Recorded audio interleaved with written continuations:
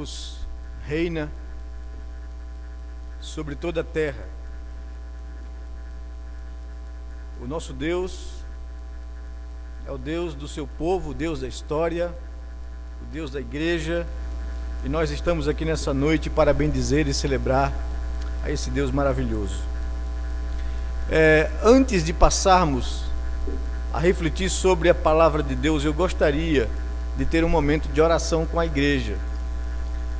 Nós, enquanto conselho da igreja, convocamos a igreja no início do mês de setembro para reunir-se em assembleia geral nesse último domingo do mês de outubro, para elegermos presbíteros e diáconos na igreja. Abrimos um processo de indicação de nomes, pregamos algumas vezes sobre o assunto, relembramos a igreja ou batemos velhas estacas dos princípios da palavra de Deus. Foram indicados nomes a concorrer ao presbiterato e alguns outros nomes ao diaconato, e nós conversamos com as pessoas indicadas, examinamos as pessoas e chegamos a um veredito, assim, de exame, de entender a direção de Deus. E eu gostaria de anunciar à igreja nessa noite, visto que o próximo domingo será o domingo onde ocorrerá a eleição após a escola dominical. Havia 2 vagas para o presbiterato e 3 vagas para o diaconato na igreja. 5 nomes foram indicados para o presbiterato. O nome dos presbíteros que estão com o mandato vencendo agora em novembro, que é o presbítero Eudes e o presbítero Washington Júnior. E além desses nomes indicados, foi indicado o nome do presbítero em disponibilidade Dário Gueiros, o presbítero Jamim e o diácono em disponibilidade Samuel Lira. Foram 5 nomes indicados. Ao diaconato havia 3 vagas, 3 diáconos vencendo o mandato: o Bartolomeu, o Manuel Seixas e o Manuel Rubens. Os 3 foram indicados e mais nenhum outro nome. Conversamos com cada um deles, sondando o que eles sentiam no coração acerca dessas indicações. O presbítero Dário entendeu no seu coração que ele não deveria concorrer à eleição, está fazendo um trabalho bem e gostaria de continuar fazendo o trabalho que vem fazendo, e declinou da sua indicação. O presbítero Jamim também declinou da sua indicação, entendendo que só havia 2 vagas e ele entende que não queria colocar o nome dele nessa condição. Conversamos então com o presbítero Eudes, que aceitou concorrer à eleição, se colocando à disposição de Deus e da igreja. Da mesma forma, o presbítero Washington Júnior, e também da mesma forma o diácono em disponibilidade Samuel Lira, que tem no coração essa disposição de, se Deus quiser usá-lo no presbiterato, ele está à disposição do Senhor. E eu gostaria de convidá-los a vir aqui à frente para que a igreja pudesse olhar para eles e a gente orar juntos aqui. Convidar o presbítero Eudes, convidar o presbítero Washington e convidar Samuel a vir aqui à frente para que nós orássemos por eles como igreja do Senhor. Também gostaria de convidar o presbítero Bartolomeu, o diácono Bartolomeu, e o diácono Manuel Rubens. O Manuel Seixas declinou da sua indicação, entendendo que o trabalho dele está exigindo muito dele nas viagens, e ele não tem conseguido dar o tempo que ele entende ser necessário para o trabalho do Senhor nesse aspecto, e pede para que o nome deles fosse declinado. Então, o Manuel Rubens deve estar lá por baixo, estava aqui em cima, com as crianças, Então, Rubens com as crianças, e vocês conhecem um pouco. Então, eu gostaria de ter um momento de oração agora a Deus por esses irmãos, e que a igreja também é uma convocação do pastor da igreja, para que essa semana você tire em oração, buscando a face de Deus, como nós aprendemos aqui na palavra de Deus. A igreja, cultuando ao Senhor, orando e jejuando, buscou ouvir a voz de Deus com relação à escolha de pessoas para desenvolverem determinadas funções na igreja. Então o presbítero Eudes, o presbítero Washington, Samuel Lira e Bartolomeu e Manuel Rubens são homens de Deus que servem a igreja, nós os conhecemos bem, ficamos felizes e pedimos somente de Deus que nos dirija no discernimento da sua vontade para a vida da igreja. Vamos agora orar ao Senhor e colocar a vida desses irmãos e esse pleito diante do nosso Deus. Pai bondoso, Deus de amor e misericórdia, Deus forte, Senhor da igreja, Senhor da história, nós existimos, Senhor Deus, para servir ao Senhor e fazer a Tua vontade. E colocamos a vida desses amados irmãos que têm servido a Tua igreja, que têm dado bons testemunhos de vida cristã, que têm caminhado juntamente com suas famílias a caminhada de serviço do reino de Deus. Colocamos esses irmãos em Tuas mãos e pedimos ao Senhor Deus que nos faça ouvir a Tua voz e entender a Tua vontade no que diz respeito à escolha daqueles que o Senhor mesmo tem chamado para desenvolver esses ministérios. Abençoa a vida de cada um dos nossos irmãos e abençoa a Tua igreja, Pai amado, para que possamos buscar em oração ser guiados pelo Teu Espírito para acertarmos com a Tua vontade. Abençoa o próximo domingo, quando nós vamos nos reunir em assembleia para escolher as pessoas que o Senhor mesmo tem chamado para desenvolver esse ministério. Dá à Tua igreja direção, que o Teu Espírito nos conduza a todas as coisas. É o que nós te pedimos em oração, colocando a vida desses amados em Tuas mãos, em nome de Jesus. Amém, Pai amado, amém. Que Deus abençoe. Muito obrigado, irmãos. Temos também hoje à noite o coro Boas Novas, completando mais um ano de vida de serviço ao Senhor. Desculpem. Coro Salmos, desculpem. A Ventura botou cada botico dele para mim ali que eu digo, pronto, o que é que eu fiz? O coro Salmos, né? Que tem servido ao Senhor, colocando suas vidas e sua voz para o louvor da glória do nosso Deus, e isso é bom. Louvado seja o Senhor pela vida de vocês, e que possa usá-los para a sua glória, para a sua honra, para o bem do seu nome. Também nesse mês de outubro, é um mês onde a igreja protestante, em toda parte do mundo, celebra mais um ano de vida da Reforma Protestante. São 495 anos, desde que um monge agostiniano afixou as 95 teses na porta da igreja do castelo de Wittenberg, na Alemanha, convocando a comunidade eclesiástica a um debate acerca de perdão, porque uma ordem beneditina estava vendendo um certificado de perdão de pecados em troca de uma oferta para construírem a Santa Sé em Roma, a igreja de São Pedro, né? A Basílica de São Pedro. Então a ordem agostiniana na Alemanha reagiu àquilo. A igreja já vivia um momento de insatisfação há anos, há séculos. Já houve movimentos há séculos passados onde pessoas foram martirizadas por acusar esses desvios na igreja cristã. E agora, na Alemanha do século XVI, no mês de outubro, do dia 31, aquele ato da ordem agostiniana,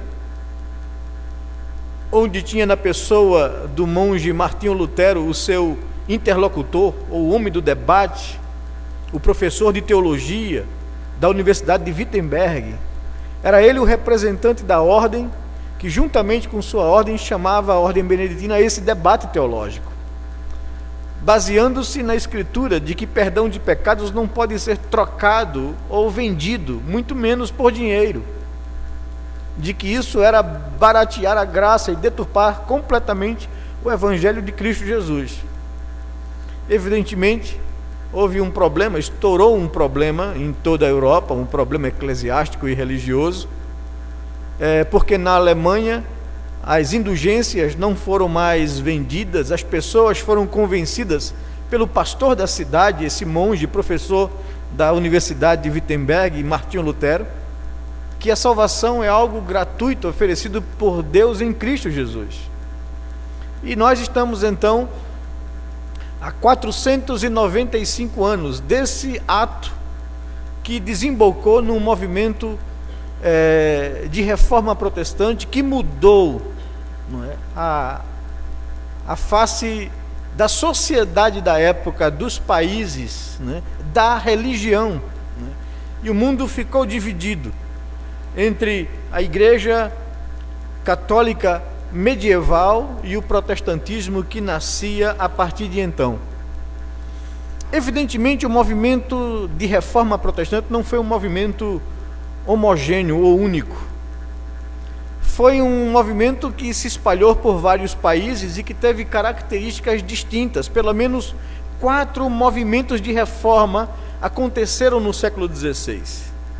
Esse vamos dizer assim, encabeçado pela Ordem Agostiniana na Alemanha, que ficou conhecido como movimento de reforma luterana, por causa de Martinho Lutero, o seu grande interlocutor, o grande pregador apaixonado das verdades da justificação pela fé. E na Boêmia, na Alemanha, né, hoje Alemanha, então esse movimento tomou corpo. O próprio imperador da região protegeu Lutero quando a perseguição do catolicismo veio contra ele, e esse movimento tomou vultos e influenciou outros países que estavam nascendo, né?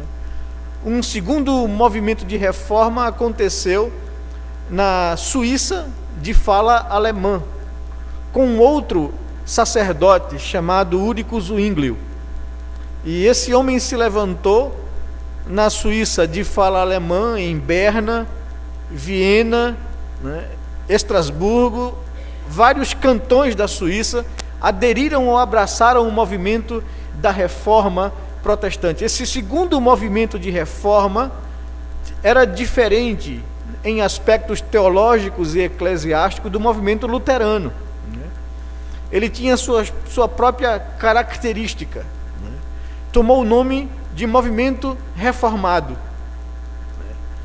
Desse movimento reformado, após a morte precoce de Zwinglio, surge talvez o nome mais próximo ou conhecido de nós, que foi o teólogo francês João Calvino, que, fugido da perseguição católica na França contra os protestantes, veio a se encontrar num cantão suíço de fala francesa, Genebra, e se tornou o grande reformador de Genebra, o homem que substituiu Zwinglio após sua morte e popularizou aquilo que nós estudamos hoje na nossa escola dominical, a cosmovisão reformada, ensinando que a graça de Deus não atinge somente aquilo que nós conhecemos como igreja, mas é uma proposta para modificar o mundo, para chamar o homem à reconciliação. E a igreja é a portadora dessa mensagem, dessas verdades de Deus. Ela é o agente de Deus para transformar o mundo. Nós somos uma parte desse corpo de Cristo, nós somos uma igreja local. E a nossa alma deve também estar em festa, porque o Deus soberano, o Deus da história, ouviu o clamor de muitas gerações, de séculos de cristãos, para que o Senhor intervisse numa igreja que estava cada dia mais se deformando e se distanciando dos princípios da palavra de Deus. Depois veio um movimento radical, lá na Alemanha também, um movimento popular, que tomou o nome de Anabatista, ou Reforma Anabatista. E por fim veio um outro movimento de reforma que aconteceu na Inglaterra, que nós conhecemos como a Reforma Anglicana, que não tomou de imediato um conceito de reforma teológica, mas de questões particulares entre o rei Henrique VIII da Inglaterra contra o Papa, onde ele se separa de Roma e estabelece que a igreja da Inglaterra era uma igreja autônoma, independente e nacional, onde o cabeça da igreja não era mais o Papa, mas era agora o rei, né?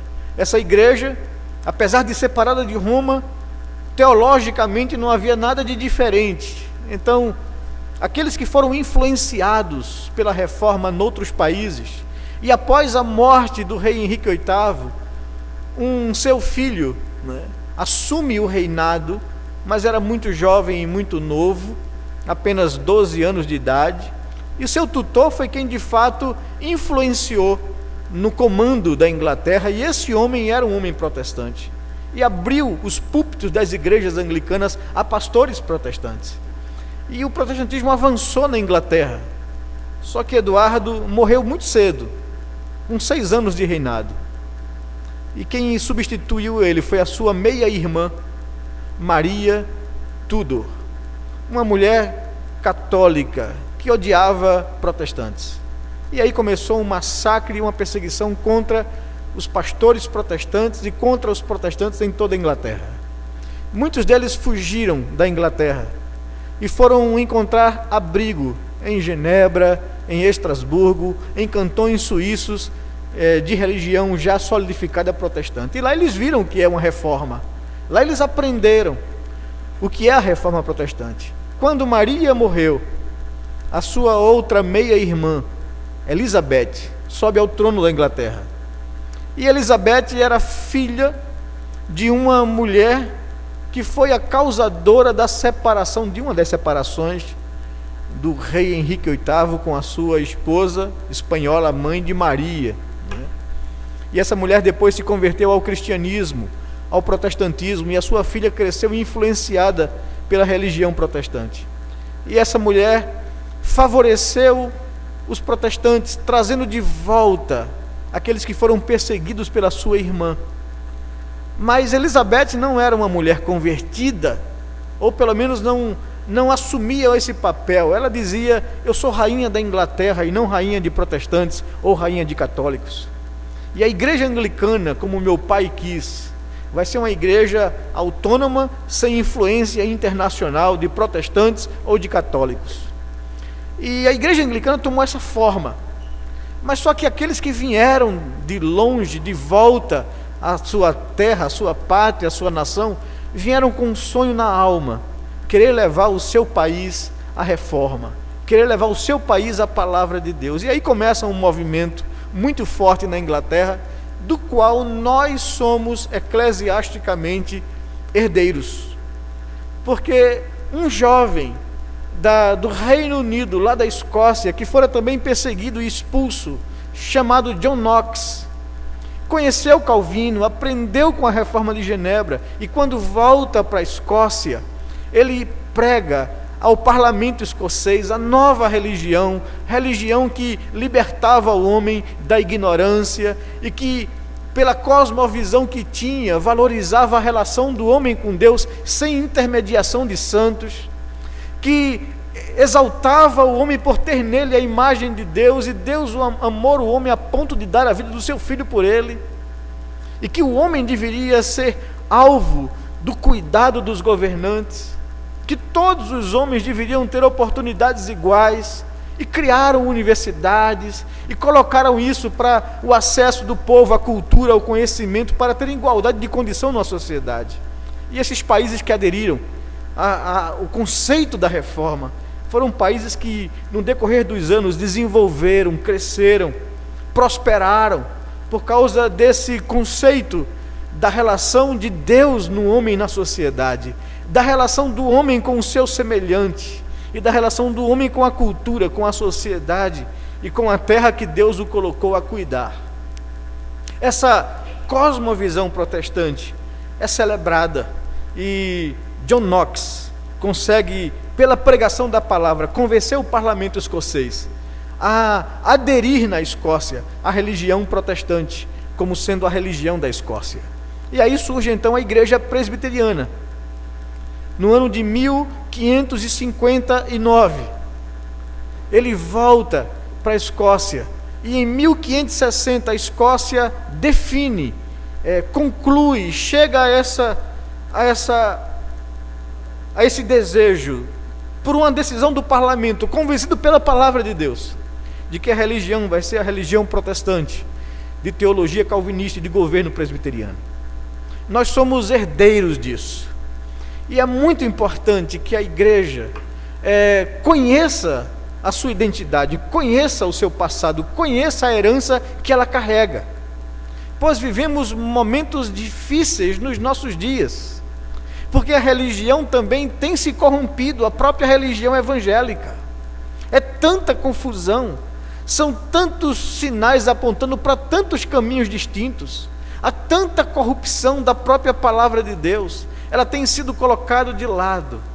E vocês talvez conheçam, alguns vagamente, outros mais precisamente, os 5 pontos principais da reforma protestante do século XVI. Eles batiam nesses princípios, exatamente nessa ordem, aquelas expressões em latim que nós bem conhecemos, né? Sola Scriptura, ou só a palavra de Deus é a nossa única regra de fé e prática. Eles estavam reagindo aos dogmas e às tradições acrescidas à religião no decorrer dos séculos. Dogmas e tradições e decisões de concílios que muitas vezes iam até de encontro à palavra de Deus. Então, a igreja, durante muito tempo, pessoas de dentro da igreja clamavam para que a instituição oficial do cristianismo medieval voltasse os olhos à palavra de Deus. Eles só conseguiram isso na reforma, levantando essa tese de só a Escritura. Também levantavam um segundo princípio, que provém dessa Escritura: só Cristo é o Redentor do homem, só Cristo é o único mediador entre Deus e o homem, só Cristo pode salvar o homem da condenação e culpa do pecado, pois Ele foi enviado pelo Pai para morrer na cruz, para pagar o preço da nossa libertação. Ele é o nosso Redentor, só a Ele toda a glória. Era o segundo princípio da reforma: só a Escritura, só Cristo Jesus. O terceiro princípio: só a graça de Deus. Somos salvos por graça e por graça somente. Se contrapunham à teologia pelagiana, tomista e arminiana, de que a salvação é por algum mérito humano.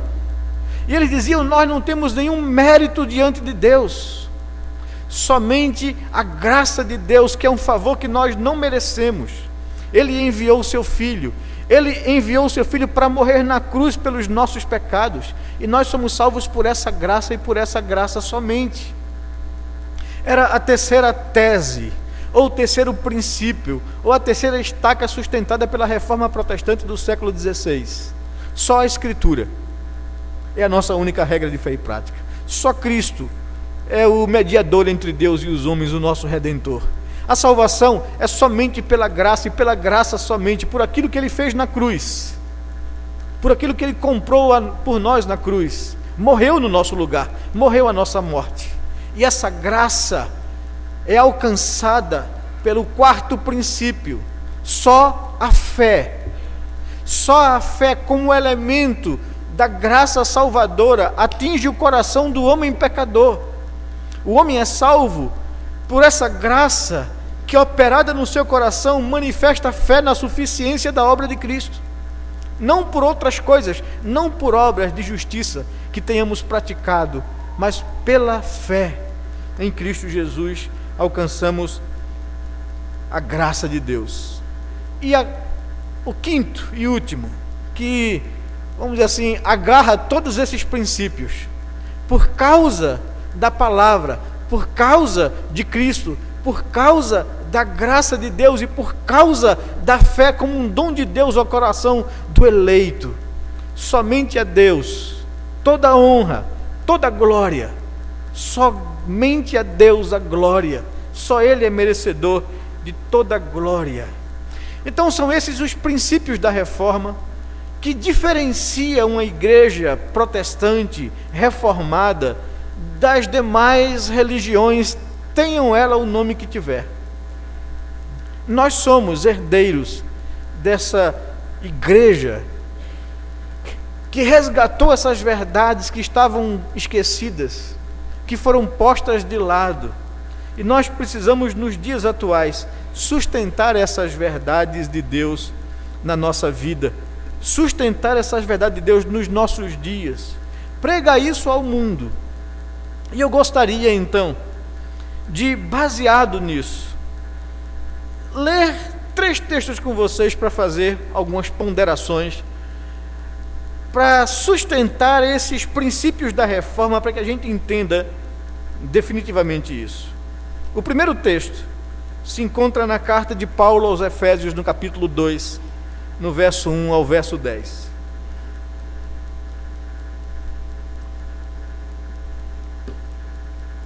Esse texto fala da condição do homem, ou da não condição do homem, de não poder fazer absolutamente nada para mudar a sua triste realidade. O homem encontra-se numa condição de morte após a queda, e ele não pode fazer absolutamente nada para mudar a sua triste condição espiritual.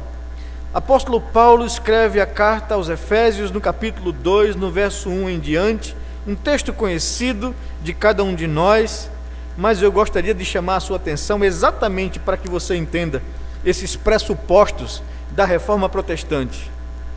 O apóstolo Paulo começa afirmando no verso 1 que ele, Deus, vos deu vida, estando vós mortos em delitos e pecados, nos quais andastes outrora segundo o curso do mundo, segundo o príncipe da potestade do ar, desse espírito que agora atua nos filhos da desobediência, entre os quais também todos nós andamos outrora, segundo as inclinações da nossa carne, fazendo a vontade da carne e dos pensamentos, e éramos por natureza filhos da ira, como também os demais. Mas Deus, sendo rico em misericórdia, por causa do grande amor com que nos amou, e estando nós mortos em nossos delitos, nos deu vida juntamente com Cristo. Pela graça sois salvos. E juntamente com Ele nos ressuscitou, nos fez assentar nos lugares celestiais em Cristo Jesus, para mostrar nos séculos vindouros a suprema riqueza da sua graça em bondade para conosco em Cristo Jesus. Porque pela graça sois salvos, mediante a fé. Isso não vem de vós, é dom de Deus. Não vem de obras ou do esforço humano, para que ninguém se glorie, pois somos feitura dele, criados em Cristo Jesus para as boas obras, as quais Deus de antemão preparou para que andássemos nela. O apóstolo Paulo, nesse texto, vai falar dessas verdades de Cristo Jesus, da graça de Deus, da fé como um meio pelo qual se alcança a graça. Vai falar sobre Deus, que mesmo nós estando mortos em delitos, nos deu vida juntamente com Cristo, e por isso só a Ele deve ser dado toda a honra, toda a glória e todo o louvor. São essas verdades que do versículo 1 ao versículo 3 fala da condição do homem, da impossibilidade do homem fazer alguma coisa para resgatar a sua própria vida e a sua própria condição de pecador. Não há o que fazer. Todos nós, diz Paulo aos Efésios, estávamos mortos em delitos e pecados, mas Deus nos deu vida. Foi uma ação que vem dele, do coração de Deus, vem de Deus e não do homem. Então esse texto fala da verdade de que foi Deus quem nos deu vida, estando nós numa condição de morte espiritual, de não reação, de absolutamente não vida, de impossibilidade de qualquer desejo no coração de voltar-se a Deus. O apóstolo Paulo, o mesmo apóstolo Paulo, que foi o grande doutrinador, né, o teólogo, o homem que Deus usou para educar a igreja, para doutrinar a igreja no Novo Testamento, ele escreve um outro texto também muito conhecido de vocês, que fala agora, vendo Deus a condição de impossibilidade, de morte da raça humana após a queda, Deus interviu, Ele deu vida, porque Ele é rico em misericórdia e por causa do grande amor com que Ele nos amou. E Paulo, falando acerca dessa ação salvadora de Deus, escrevendo agora aos Coríntios, na segunda carta, no capítulo 5, no verso 18, ele diz que a salvação, a graça salvadora, provém de Deus. Ele diz no verso 18 de 2 Coríntios capítulo 5, o seguinte: ora, tudo provém de Deus. Tudo a respeito da salvação. Esse é o tema de Paulo, a reconciliação. Ele está falando sobre isso. A reconciliação, a ação salvadora do homem, provém de Deus, que nos reconciliou consigo mesmo por meio de Cristo e nos deu o ministério da reconciliação. Nos deu a nós agora, os reconciliados, a igreja. A saber, que ministério é esse? Que mensagem é essa? Que Deus estava em Cristo, reconciliando consigo o mundo, não imputando aos homens as suas transgressões, os seus pecados. Ele nos confiou essa palavra, essa mensagem da reconciliação, de sorte que nós nos tornamos embaixadores em nome de Cristo, como se Deus exortasse o mundo por nosso intermédio. Então, em nome de Cristo, nós rogamos ao mundo que se reconcilie com Deus. Aquele que não conheceu o pecado, Jesus, Deus o fez pecado por nós, para que nele fôssemos feitos justiça de Deus. E nós, a igreja, os redimidos, os reconciliados, na qualidade de cooperadores com Ele, também vos exortamos a que não recebais em vão a graça de Deus, porque Ele diz: eu te ouvi no tempo da oportunidade, eu te socorri no dia da salvação. Eis agora o tempo sobremodo oportuno, eis agora o dia da salvação. Essa é a mensagem que nós devemos anunciar e pregar. E na nossa lição de escola dominical hoje, pela manhã, essa ênfase foi dada com muita força. Se nós conseguimos entender isso, nós precisamos compreender essa cosmovisão de Deus, do mundo. Nós precisamos ter uma mensagem para o mundo. A graça comum de Deus freia que esse mundo se esborrache no pecado, na corrupção. É uma graça misericordiosa que está aberta para todo homem, e que a igreja deve agir na sociedade para que essa graça seja expandida e alcance todo homem na misericórdia de Deus.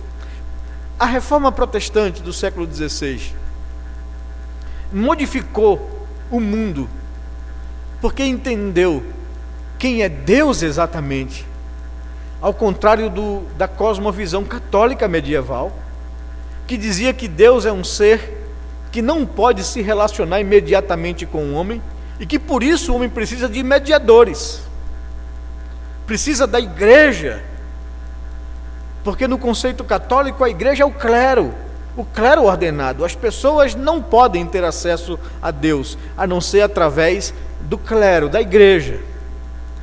E o homem não pode ter acesso a Deus a não ser pelos santos, que são a igreja na glória, intercedendo em favor do homem pecador. O protestantismo disse: isso é absurdo, isso não é bíblico. O único mediador entre Deus e os homens é Jesus. E ele já derrubou a barreira de separação que havia entre Deus e o homem, o pecado. Ele pagou com o seu sangue, e todo homem agora tem acesso direto a Deus. Deus se relaciona e busca o homem, e quer uma relação imediata com o homem, e todo homem precisa ter acesso a Deus. Mas como é que o homem tem acesso a Deus e conhece a Deus? Pela palavra de Deus. E aqui vem o outro texto importante que nós precisamos compreender, que Deus estabeleceu que o mundo conheceria a sua graça especial pela pregação dessa palavra, pela pregação da reconciliação. Na graça comum os reformadores, os países que aderiram à reforma, democratizaram o conhecimento, inauguraram universidades, onde as pessoas comuns poderiam se matricular, serem educadas. Por que eles fizeram isso? Porque eles entendiam que essa é uma ação da graça comum de Deus na sociedade humana, que todo homem deve ser merecedor de respeito e honra, porque todo homem carrega em si a imagem de Deus, e que nenhum grupo deveria dominar sobre outro grupo, e que todos eles são iguais diante do Criador, e que um homem educado, um homem tendo acesso à leitura e ao conhecimento, esse homem poderia ler a Escritura. E vocês entendem, até então o catolicismo medieval proibia o homem de ter acesso à Escritura. As missas eram celebradas em latim, e o povo não era educado nessa língua. Só quem tinha acesso ao conhecimento era o clero ou os filhos da nobreza. O homem comum não tinha acesso a esse conhecimento. A primeira ação da reforma protestante, ao estabelecer a reforma num país, era criar escolas e universidades, para que todo homem tivesse acesso ao conhecimento, para que todo homem pudesse ler a Escritura. A primeira ação de Lutero na Alemanha foi traduzir a Bíblia para o alemão. A primeira ação, um século antes, num homem chamado John Wycliffe, na Inglaterra, foi traduzir a Bíblia para a linguagem do povo. Por isso foi perseguido, porque a igreja não queria que o povo tivesse acesso à palavra de Deus, ao conhecimento da palavra de Deus. E não teve nada mais libertador na reforma protestante do que o homem ser educado, ser alfabetizado, ter acesso ao conhecimento e ter acesso à palavra de Deus em sua própria língua. Isso foi a arma que revolucionou a Europa e os países que aderiram à reforma. E aí você pode olhar para a colonização. Os países que foram colonizados pelo catolicismo medieval, Espanha, Portugal, que colonizaram países na América Central e do Sul, seguraram o conhecimento, escravizavam pessoas, colocavam trabalhadores sem qualquer tipo de conhecimento na colonização desses países, dividiam a terra na mão de umas poucas pessoas. Já os países que foram colonizados pelo protestantismo reformado, davam terras aos homens, diziam para que eles pudessem produzir eles mesmos com o seu esforço e suor, e pagasse apenas um tributo à coroa. E foi assim que as colônias de países protestantes prosperaram e enriqueceram. É por isso que uma colônia, ou as colônias americanas, cresceram mais do que a própria Inglaterra. Enquanto que os países colonizados pelo cristianismo medieval da América do Sul e Central, até hoje estão capengando na sua economia, no seu desenvolvimento.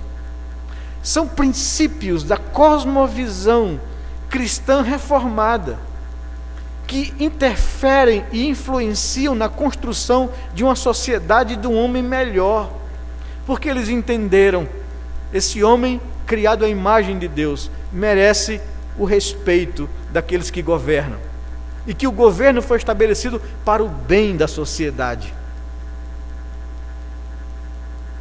Não são países perfeitos, evidentemente, o pecado está presente no homem, mas o que mexe, o que move e o fundamento desses países mostram que o resultado dessa cosmovisão cristã reformada foi muito mais além, para elevar o homem a uma posição de melhor destaque.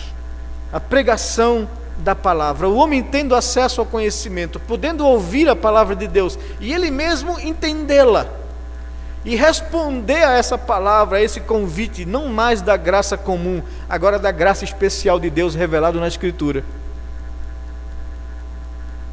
E aí então o apóstolo Paulo, escrevendo aos Coríntios, no capítulo 1, no versículo 1, no capítulo 1, no verso 25, no verso 21, desculpem, ele diz o seguinte: que visto como na sabedoria de Deus o mundo não conheceu, por sua própria sabedoria, aprove a Deus salvar os que creem pela loucura da pregação.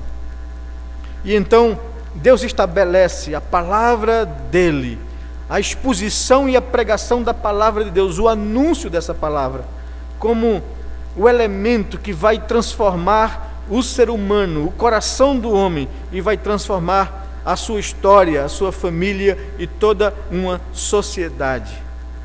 O mesmo Paulo, escrevendo aos Romanos, no capítulo 10, estabelece isso como princípio.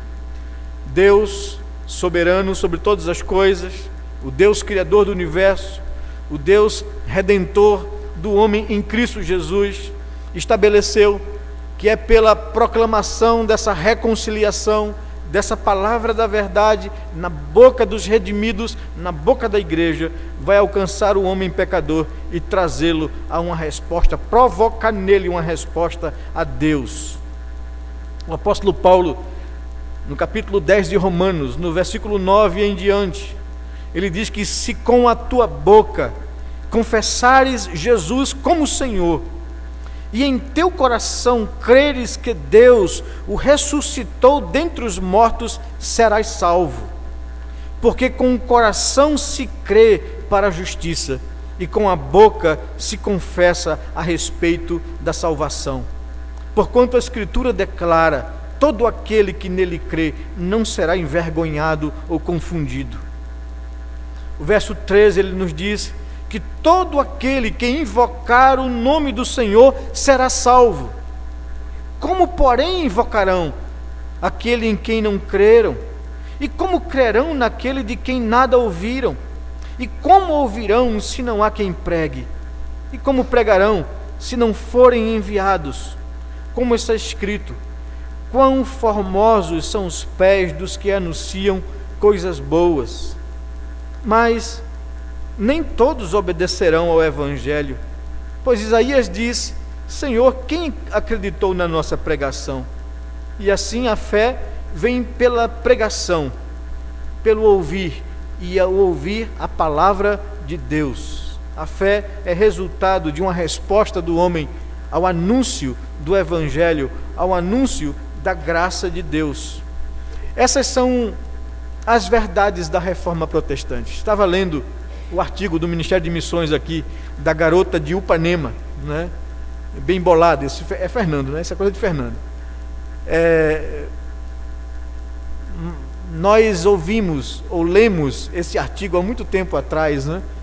Sobre a inauguração de mais uma igreja sendo plantada com a ajuda e a parceria da nossa igreja. Por entender que Deus estabeleceu que a salvação do homem se dará pela pregação da palavra, pela pregação fiel da palavra.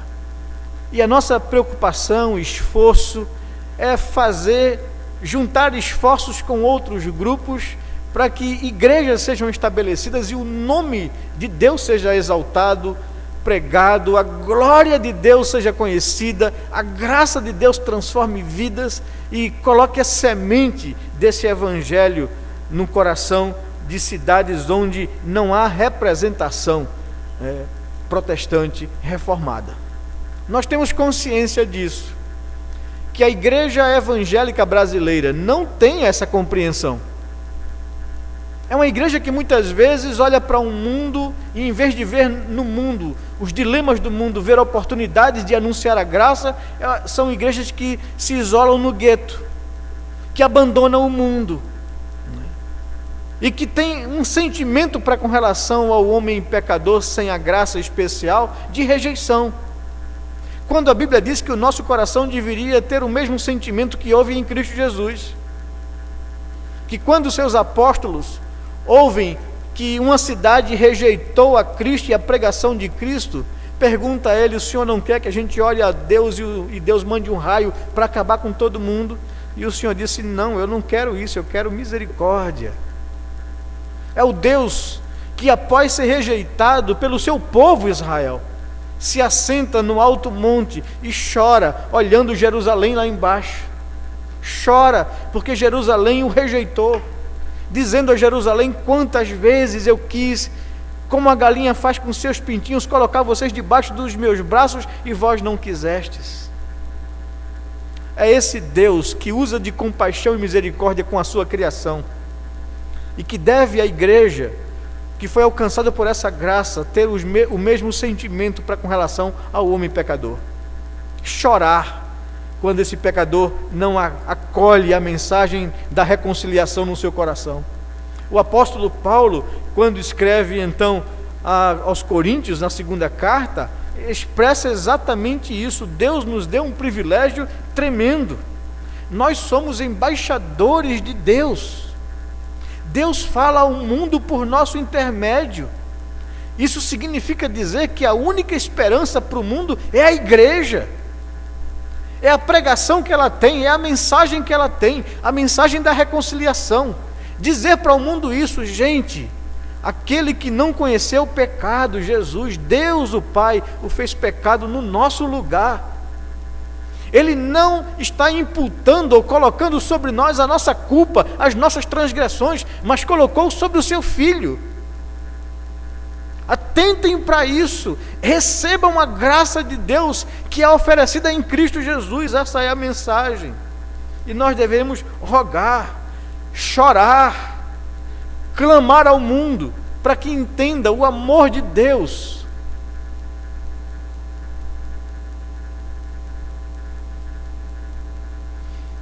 Nós, como na qualidade de cooperadores, diz o versículo 1 do capítulo 6 de 2 Coríntios, exortamos a vocês, aconselhamos a vocês, não recebam em vão essa graça, porque o Senhor declara na própria palavra